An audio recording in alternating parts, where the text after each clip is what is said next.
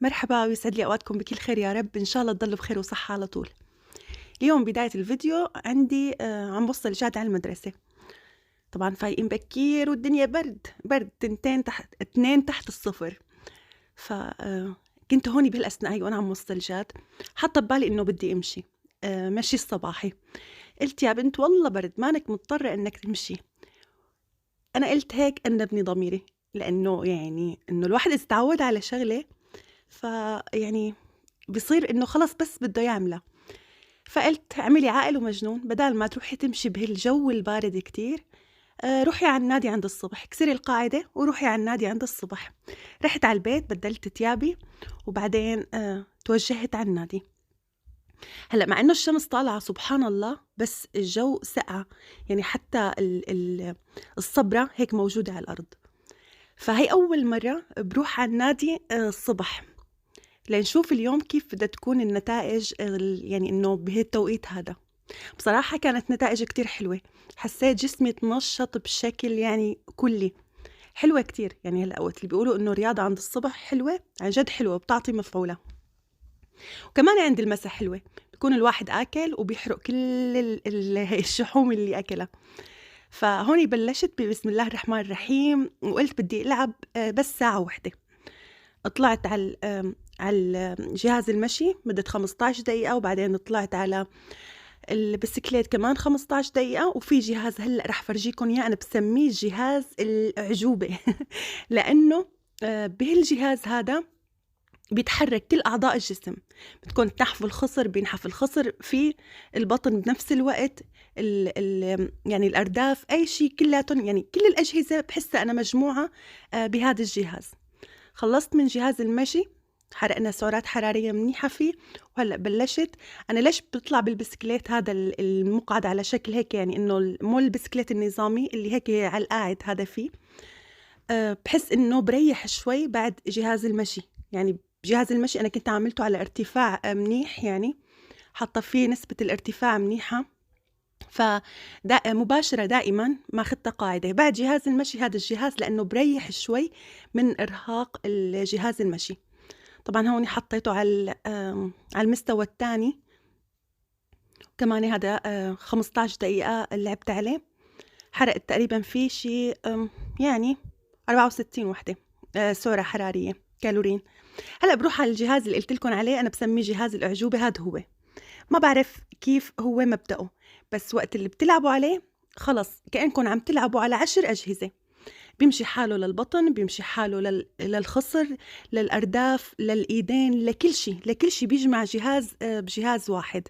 هو عبارة إنكم بتسحبوا الحبل، فالرجل بتنطوى، البطن بتنطوى، الإيدين بينطووا. طبعا لازم تشدون بإيدتين، بس أنا هون كوني عم بشرح لكم وماسكت لكم الجوال، فعم بشده بإيد وحدة. بعدين تركت الجوال وصرت شده بالإيدتين، ضليت عم بلعب عليه نص ساعة.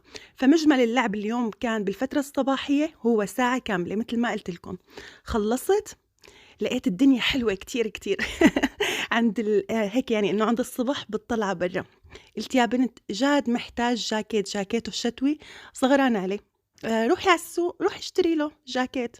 رحت والله مثل ما انكم شايفين بلشوا يركبوا البراكيات تبعيت أعياد الميلاد. أنا كتير بحب هاي الأجواء بصراحة، يعني بتذكر يعني إنه هيك بتحسسنا إنه بنهاية سنة، إنه بلشنا بدنا نكبر سنة. أنا كتير بحب عمري، يعني بحس إنه خلص في سنة بدها تروح وسنة بدها تجي وبدنا نكبر سنة من عمرنا فكتير بحب هاي الأجواء أنا. فشايفين حتى البراكيات منزلين لفحات وشالات والقصص هي اللي هيك الشتوية اللي بتعطينا هيك الجو الدافي. رحت على الهائم، أنا المكان اللي بشتري له منه لجاد أغراضه غالبا الهائم، لأنه بيعجبني كتير الموديل اللي بضاعة فيه. بس شوفوا على الموديلات النسوانية اللي منزلينها ما أحلاها. هذا الفيزون اللي له هيك شرطة من تحت كان على دوري وقت كنت هيك بنت صغيرة كنا نلبسهم. منزلين كتير كتير شغلات حلوة. طبعا بهالوقت هذا كل سنة بينزلوا شغلات حلوة. شوفوا ما أحلاهم، حبيتهم كتير كتير. منزل هيك دارج اللميع يعني إنه الشغلات اللي فيها لمّي هدول البناطلين كتير حبيتن، عرض وأخيرًا رجعت موضة العريض، والحمد لله يا ربي، الحمد لله إنه هلأ بدنا نشوف العالم كلّها لابسة عريض، ودارج الكارو هاد الجاكيت كتير، كتير حبيته، بس يعني وقّفت شوي ودقّرت شوي عند لونه. في منّه لون تاني كمان ما حبيته داخله لون زهري، أنا ما باحب ألبس بلبسي ألوان زهرية وهيك فاتحة شوي. لو إنه هيك كحلي على رمادي، بس مشتقات الرمادي كنت أخدته مباشرة، بس اللون هو اللي وقّفني. قُلت يا بنت أنتِ مانك جاية تشتري أغراض لإلِك، اطلعي على الولادي حاجتِك بقى. طلعت على الولادي، ياخ بجنن، بجنن الولادي، خصوصي قسم البنات، والله اشتهيت يكون عندي بنوتة صغيرة مشان أشتري لها منّن، شوفوا ما أحلاهن. منزلين كتير شغلات حلوة للبنوتات وحتى للصبيان، بس أنا دائمًا مع إنه ما عندي بنوتة صغيرة إلا ما أعمل لي جولة هيك بسيطة بقسم البناتي، ليش ما بعرف، وهيك بصير ببحبش وبتفرج والله كأنه عندي بنوتة وبدي أشتري لها. شوفوا هذا الكارو، أنا وقت كنت صغيرة كتير كتير كنت ألبس من هذا الكارو الأحمر، حتى هلأ بفرجيكم شغلة، بس شايفين محل هالفستان كتير حلو. يا سلام! والله بيجنن، يا بنات اللي عندهم بنات صغار ييجوا ياخدوا منه هذا الفستان، حبيته. شايفين حتى البناطلين هيك اللي عليها لميع كمان دارجة للبنوتات، وهوني شفت تنورتي وأنا صغيرة، هي كان عندي تنورة نفسها تمامًا وفوق منها جيليتة كمان نفسها، كنت ألبس تحتها كنزة حمرا، شايفين ما أحلاها؟ كتير حلوة، حبيتها لأنها ذكّرتني بطفولتي. ليكوا شوفوا هاي الكنزة هون اللي بده يطبّقها فوقها، يا سلام! ما أحلاها. كتير دارج الكارو. قُلت يا بنت تركي حاجة تضيّعي وقت، روحي اشتري له جاكيت للصبي وحاجتِك بقى تضيّعي وقت. هلأ جاد باضطر كل سنة اشتري له جاكيت جديد، مع إنه أنا باجيب له مقاس أكبر من مقاسه، بس سبحان الله ما بعرف ليش بكِش الجاكيت. في كذا موديل للجواكت وبصراحة كلّن حلوين. في هذا أخدت له إياه، هذا نفسه أخدت له إياه السنة الماضية، هذا الكحلي نفسه تمامًا عنده إياه بس صغر عليه. جيت أخدت له على مبدأه بس داخل له لون هيك أزرق غامق. طلّعت والّا لقيت عندهم كنزات كتير حلوة، هدول الكنزات كتير باحبّن أنا المخططات بييجي ألوان مخططة، وأغلبية كنزات جات سبحان الله نفس هدول الكنزات. مشّيته على تيب معيّن، فعجبتني هاي الكنزة واللي تحتها، أخدت له بنطلون بني، بصراحة الولاد قد ما أنا اشتريت لهم أغراض ما بيكتر عليهن، خصوصي بالمدرسة لإن ما عندنا نظام لباس موحّد فبنضطر كتير نشتري أغراض للولاد الصغار. كمان هون كنت عم شوف له إذا بدي آخد له طاقية، بعدين اتذكرت عنده كتير طواقي ليش بدي آخد له، بس حبيت له هاد البوط أخدت له إياه، كتير حلو. في ساق طويل ما بدي آخد له لإنه عنده، بس شفت هذا البنطلون البناتي يعني هيك الصبايا الصغار ما في من مقاسي، أعوذ بالله هاد ما بيلبسني، كتير حبيته. هذا هيك بنطلون للبيت يعني للبيجامة، بيجامة للبيت كتير حبيته، مفرد ما في فوقه جاكيت يعني. فأخدت له الأغراض وقُلت حاجة بقى، بكفّي عندي طبخة بدي روح أطبخ. قبل ما أروح أحاسب قُلت لافرجيكم إياهم هيك على الكرسي اللي بيستريحوا عليه الناس، قُلت ما بدي روح على البيت ورد أفتح الكيس، فهدول هن اللي جبت له إياهم، هاي البنطلون البني والكنزة الكنزتين المخططين، الوحدة خضرا ووحدة داخلها أزرق، وهي الكنزة كمان لونها هيك مايل على البرتقاني الفاتح. أخدت له بنطلون كحلي وبنطلون بني والبوط، هدول هن الأغراض اللي أخدت له إياهم لجاد، 3 كنزات وبنطلونين وبوت وجاكيت. هو أنا على أساس على فكرة جاية مشان الجاكيت، جيت شفت هدول على فكرة أسعارهم كتير مقبولة يعني. شوفوا القواص هدول. قواص المخمل هدول كمان كنت أنا ألبسهم وأنا صغيرة، يا الله كل شي قديم راجع موضته. قديش مبسوطة بالموضة الجديدة إنه كل شي قديم، موضة الثمانينات كلّياتها راجعة حاليًا، يا الله ما أحلاها. خلّصت وأنا مبسوطة لإني عم شوف شغلات كتير بحبّها، موديلات كتير بحبّها، ألوان كتير بحبّها. بصراحة كان اليوم الصباحي لإلي موفّق. رحت على النادي، انبسطت كتير بالنادي بالفترة الصباحية، بعدين رجعت على السوق لإنه النادي يعني ما كتير بيبعد عن السوق، رحت قضيت أغراضي بالسوق، وكل هذا كانت الساعة 11 وشوي.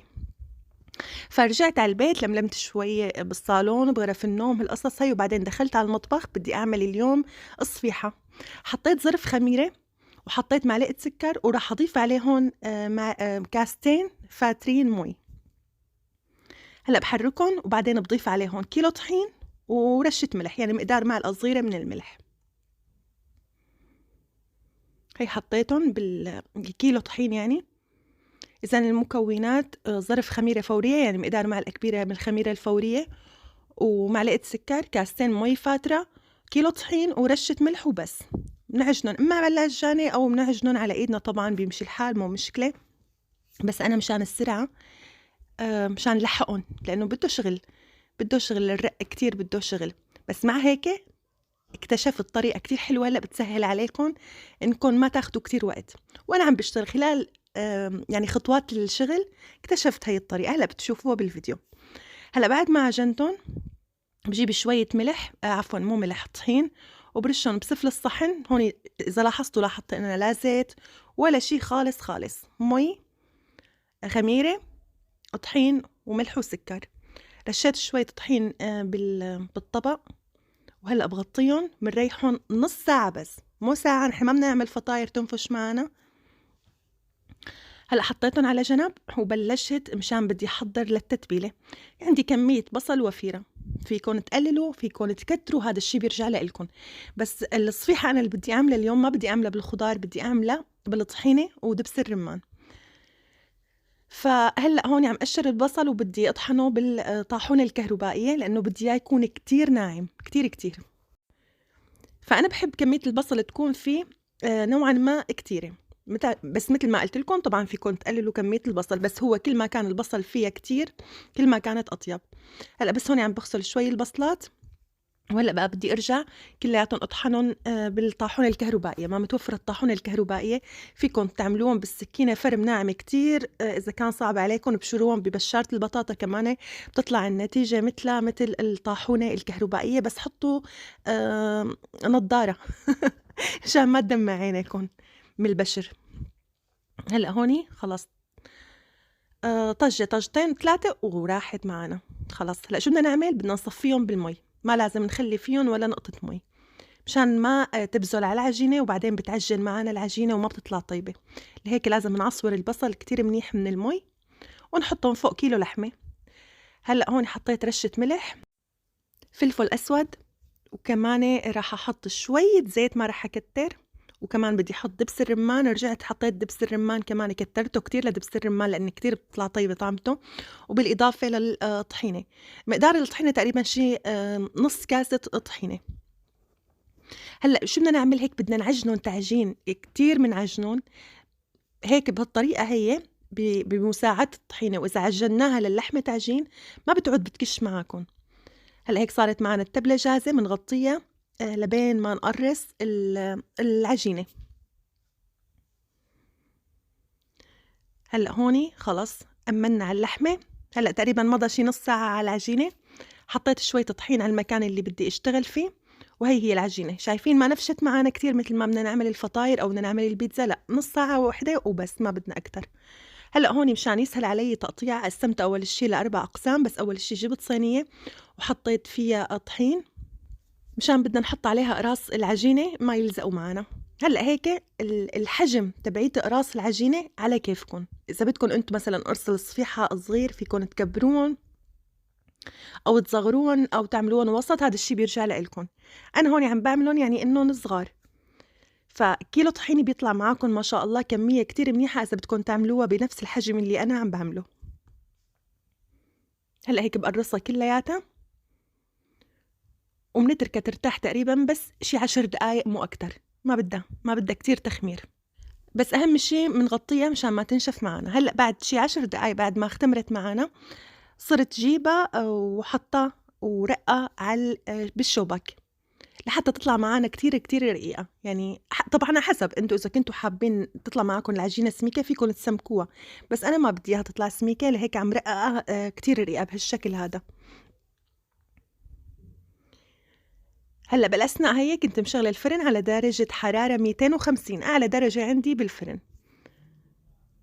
هلأ هون عم قول يا حبيبي والله هيك لياخد مني كتير وقت، وأنا عم فكر يا الله بدي اشتغلهم كلياتهم. بعدين رحت على بالي فكرة هلأ بقلكن عليها رح تسهل عليكم الشغل كتير كتير منيح. أول شي هدول ال5 أقراص اللي عملتهم حطيتهم بالصينية وبلشت اخذ من اللحمة وافردها على العجينة مثل ما نكون شايفين. بنفردها ونحن عم نكبسها مشان شو؟ مشان تلزق اللحمة بالعجينة وما تفرط معكم وقت بدكم تطلعوها او وقت بدكم تمسكوها، هيك بتضل لازقة العجينة فيها، طبعا بمساعدة الطحينة هي اللي حطيناها. انا مرات بعملها بالخضرة، بس اليوم اجى على بالي اني اعملها بالطحينة ودبس الرمان. هلا هيك خلص خلصت. هلا وين بشيلها؟ وبحطها بقلب الفرن لبين ما كفي العجنات التانية. هلا شو قلت؟ شايفين جبت الدفة التانية حطيت عليها طحين، قلت والله بدي رقهم كلياتهم اول شي هيك، وبعدين بصير بحط فوقهم اللحمة.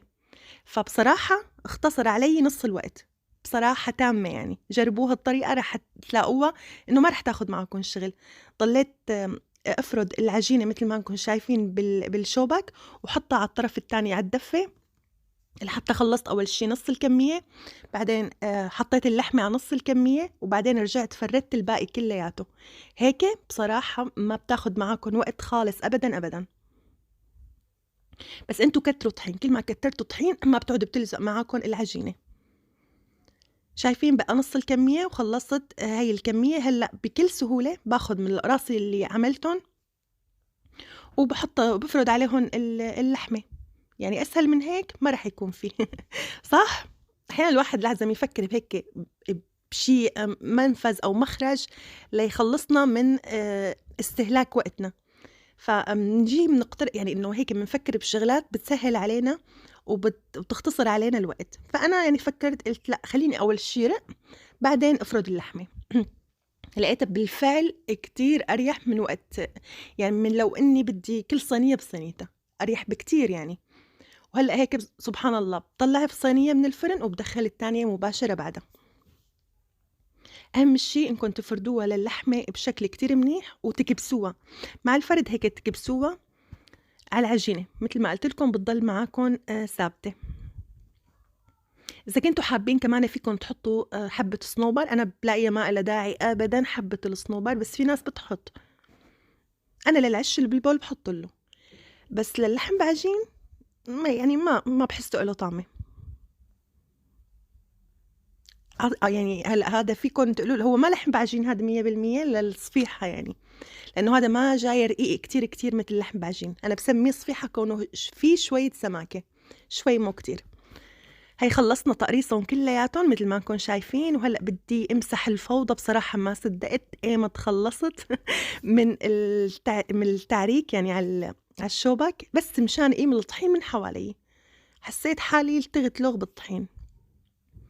هذا الطحين طبعا ما بكبه، بخليه بكيس لحاله وتبقى بستخدمه بعدين لشي كمان هيك رش. بس مثل ما قلت لكم اول شي بس هيك نمسح شوي الفوضى احسن ما تتراكم علينا اكتر واكتر.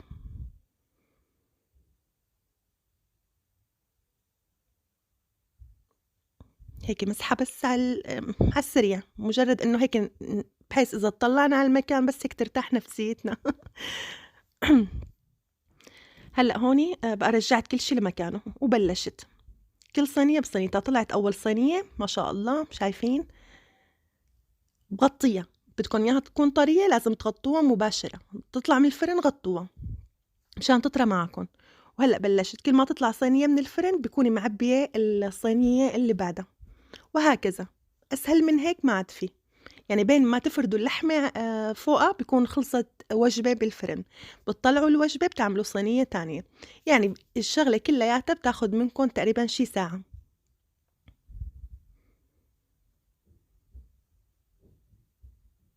طبعا إذا كانت صينية الفرن كبيرة بتساعد كتير، بس أنا صوانية كلياتهم صغار.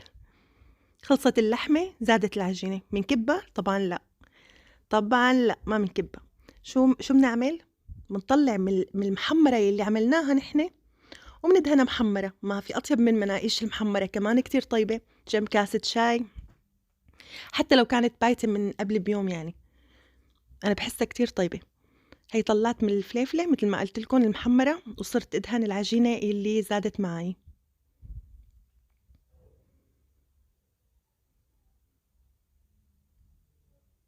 طبعا هاي العجينة بتنفع بحسها بس للحمة أنا، وللمحمرة. أما للزعتر وللشغلات التانية لأ، بحس إنه عجينة المناقيش لازم تكون للزعتر.